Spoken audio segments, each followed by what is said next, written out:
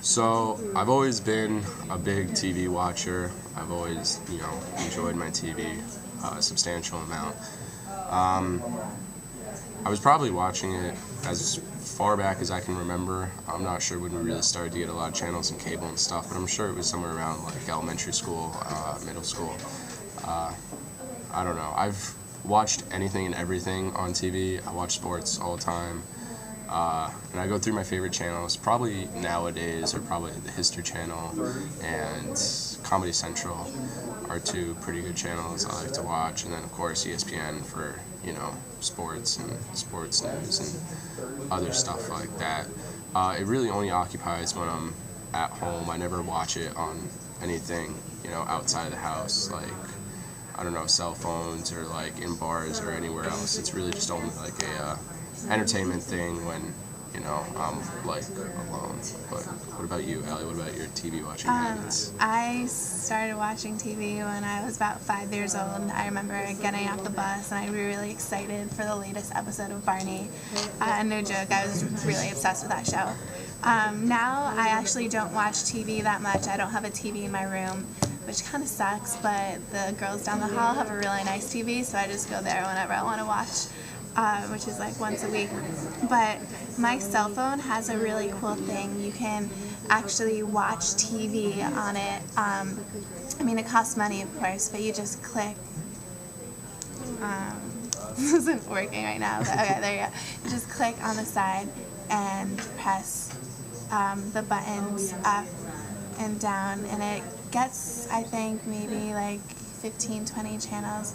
I've never used it, but my friend who has this phone watches TV all the time, so I mean, it's pretty cool. It has an antenna to get service, and yeah, that's about it. Pretty cool technology right here, not just right here. So one of my favorite technologies would probably be the GPS, just because I think it's really cool. I have no sense of direction whatsoever, so when I get in my car, I turn it on, plug in exactly where I need to go, and it gets me there pretty accurately. Although sometimes I do have problems when it doesn't pick up the signal and I'm like somewhere else and I have no idea where I am going, and then I need to figure it out by myself. But I just think it's really cool that a small little device can tell you exactly where you need to go, and it can tell you how fast you're going, when you're going to get there, and if you need to make a detour along the way to stop. So GPS for me has actually been a pretty substantial part of my life. I used it a lot when I first got it, just to take random trips to places that I pretty much never, took explorations to go to, because I just would have no idea how to get there. And also for a substantial part of my high school career, I delivered pizza for almost 3 years, and the GPS became essential to getting around my town and the other towns surrounding it, and it probably ended up paying for itself within at least a couple of months in the time that I would save and then be able to make more deliveries. So that was really cool to have that, and it helped me out a lot. my mom likes using our GPS just to plug in the address of like going to work or someplace that she knows that she can get there without using the GPS, and just seeing which direction it will take her, which is kind of fun, but I don't know, I don't feel the need to use it unless I really don't know where I'm going. Another technology that I use daily would be my iPod. I absolutely love it. I don't really go anywhere without it. And the thing about my iPod is that it's a nano and it's only 4 gigs, so I can only hold about 1,000 songs on it, and as of right now I have probably about like 1,500 songs on my computer that can't fit on my iPod, which sucks, so I kind of want to get a new one, but it's not broken.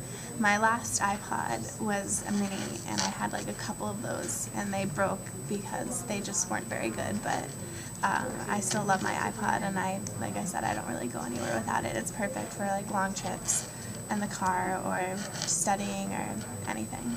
So, yeah. My MP3 story actually kind of follows the same as my computer stories, because I've never had an iPod. I have an MP3 player, but it's just not Apple. For the same reason it kind of follows along with why we've always had computers, because my father always gets Dell computers. We always used to get the MP3 players that Dell was supporting at the time.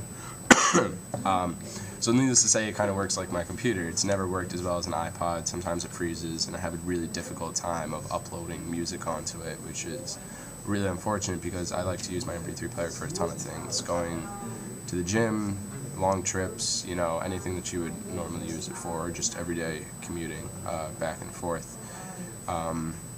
It's broken down a couple times, which kind of sucks, and I actually went on about a 1.5-year stint of not using it because I was too lazy to try and figure out what was wrong with it, because I transitioned to a new program on my computer that my MP3 player wouldn't recognize kind of where the new songs were coming from, so it didn't really work for a while. I eventually sort of fixed it, and now it like works slightly, but still kind of like my computer. I've never had, you know, the same pleasure as, you know, other Mac users have.